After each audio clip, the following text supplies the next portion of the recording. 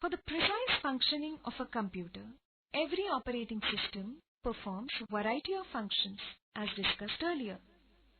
It's like running a family smoothly. Any household woman performs various tasks.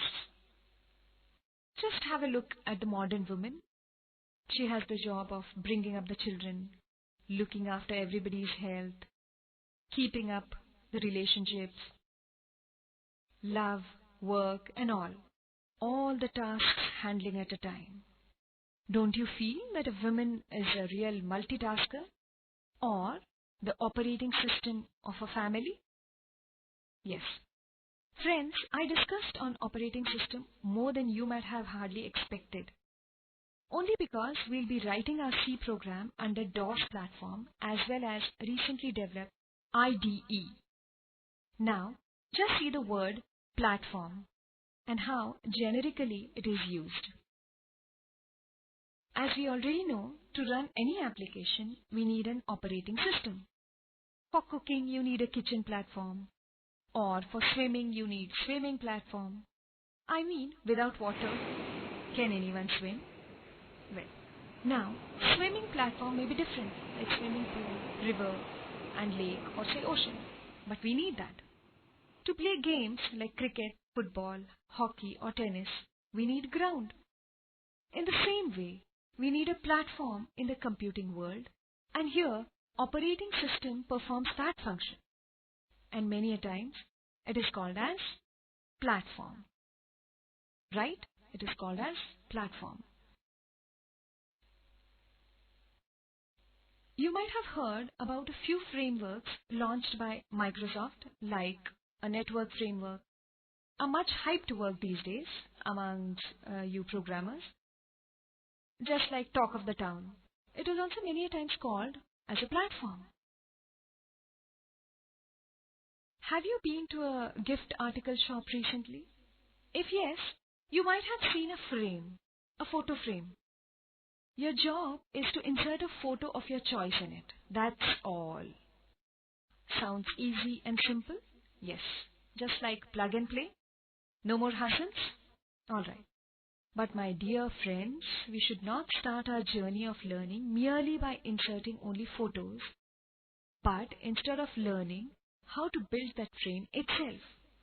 So, we can learn the foundation. And friends, C provides that knowledge to understand the basics of all latest technologies like VC++, C Sharp, J Sharp, ASP.NET, PHP, Python, etc. That is the reason we are going to learn C programming as a first language before learning any other technology. At the same time, we are going to write our programs under the DOS environment as well as one IDE called C Free. But does not matter whether it's Unix or Linux or DOS or Windows based program. Because syntaxes and philosophy is same everywhere. It's like, vanilla is the base for any flavor of ice cream. In the same way, other varieties would be added, flavors like strawberry, mango, chocolate. Similarly, learning C is important, and flavors might be C under the DOS platform, C under Windows, C under Unix, or even C under Linux. Syntaxes will be same with minor changes. Like in Nokia phones, Symbian C was also a new platform for writing mobile applications. And many components of Android have been written in C and C++. So what I want to tell you is, I'm more concerned with teaching language basics than teaching program. So you will try writing programs. You will make mistakes. You will get errors. Then you will try to debug and find out why you encountered with errors, and will try to remove those errors and develop the program on your own. As our aim should be to understand the philosophy of language developers and its syntax, not programs. Likewise, in school, when you learn English or French, your teachers must have taught you grammar and not how to write a novel or a poem, isn't it? So, you're not going to copy programs written by somebody, but try to write on your own by applying your own logic. And once you understand the technique, once you understand the syntaxes, once you understand the philosophy, a writing program would be simple and joyful experience, I'm sure.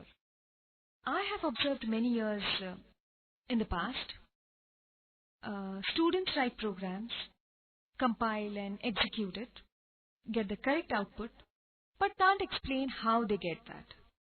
What is the meaning of each statement? How the control flows? So while learning C language, you will be learning grammar and philosophy of the language rather than the program.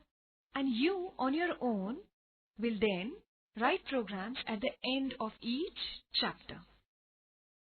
All the masters are masters because they have mastered the basics, that is, the fundamentals, the techniques. For example, any professional who wants to be a successful cricketer or a football player needs to learn the techniques of the game, shot selection, rules of the game, etc. Every day, like our Sachin Tendulkar or Maradona or Pele, just by mere match practice, one cannot become a great player. So same philosophy applies while learning this language. Once we learn those techniques and key concepts, writing programs would be easy cakewalk for all of us. After all, we want to be Paintlia of C language, and not Afridi. Our Sachin has become the greatest batsman of the world by learning techniques from his guru, Ramakant Athrekar sir. So we call him the perfect master blaster. Earlier, I mentioned a system software. Remember the compiler? In computer programming world, these are called language translators. Similarly, an interpreter and assembler are types of language translators. If one does not understand language of other and vice versa, communications cannot be established and there would be absolute chaos. I would return to this topic in a short while. For writing a poem or a novel or for conversation with another person, one needs to know any language. Similarly, to interact with a computer, we need to know a language and a programmer needs to know to use language to write a program which a computer can understand. You will be astonished to know that there are hundreds of computer programming languages. Isn't it unbelievable?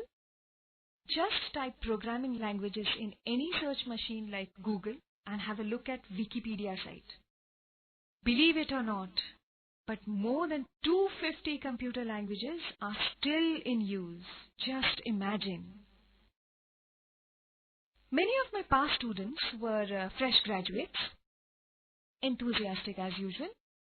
They used to tell me, I want to learn C++, Java, .NET, C#, PHP, Python, Oracle, SQL, HTML, ASP, JSP, and the list goes on and on.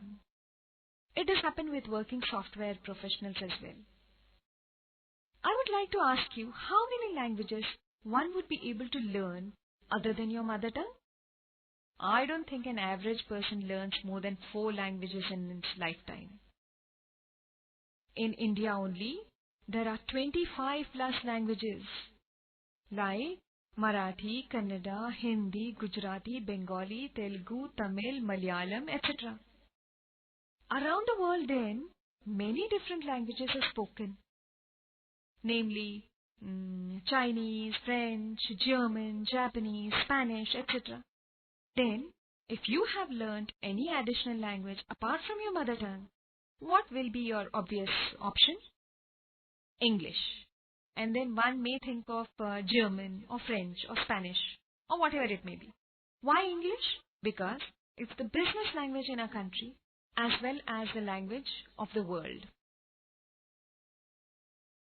So, the decision to learn C language is the apt decision you have made because It's like English language. Because it's not only recognized but also unanimously accepted as the princess of all programming languages. Because we actually get started. Let's try to understand how different computer languages have been classified. Computer languages are broadly classified into three types. The first is high-level language. Yeah, the second one is middle-level language. And well, the last is low-level language. High-level programming language is a programming language with strong abstraction from the details of the computer. It's easier to understand and write program due to natural English-like nature. However, these languages are programmer efficient and machine inefficient. Yes, these are programmer efficient but machine inefficient. Languages like BASIC, the name derived from Beginner's All-Purpose Symbolic Instruction Code. COBOL, the name derived from Common Business Oriented Language. Fortran, the name derived from Formula Translation, are examples of high-level languages. Mostly, all high-level languages are application dependent. For example, COBOL can be used for business application and Fortran can be used for developing scientific application. You must have experienced, Marathi can be understood in Maharashtra and Tamil is understood in Tamil Nadu. So is the case with these high-level languages. Further, none of these can be used for writing any system software. Low-level language, also known as machine-level language, is the language of zeros and ones because machine understands zeros and ones only. Even though machine, that is the hardware, understands this binary code, it is tedious for a programmer to give instructions to the computer in only zeros and ones. For example, if the programmer writes a statement like this, 0, 1, 0, 1, 1, 0, 1, 0, 1, 1, 1, 0, 0, 1, 1, 0, 1, 0, 1, 0, and so on, underlying hardware may understand, say, for a moment. But you yourself or somebody will go mad understanding the meaning of this code. But you will be surprised to know that in the past, somewhere around mid of the last century, programmers like you have taken enormous efforts to write a code in machine-level language. Comparatively, you are lucky, really lucky. Middle-level language, as the name suggests, has best of both the worlds. That is, programming efficiency of high-level language and machine efficiency of low-level language. Wonderful, na? Further, using middle-level language, you can not only develop any kind of application software, but also a system software like OS, operating system, and device drivers for establishing communication with hardware. Now, it has become an open secret that the language you are going to learn is middle-level language. Compiler. Earlier, as I mentioned above, a language translator and specifically a compiler.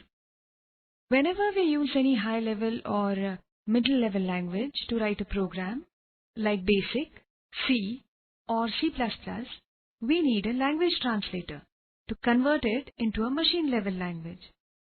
Suppose you go to France. There, either you need to know French or you need to ask for a language translator who makes your job quite easy. In the same manner, any C statement is converted into a machine-level code by C compiler. As told earlier, it is also a kind of a system software. So, whenever we write a code, we compile it using the C compiler.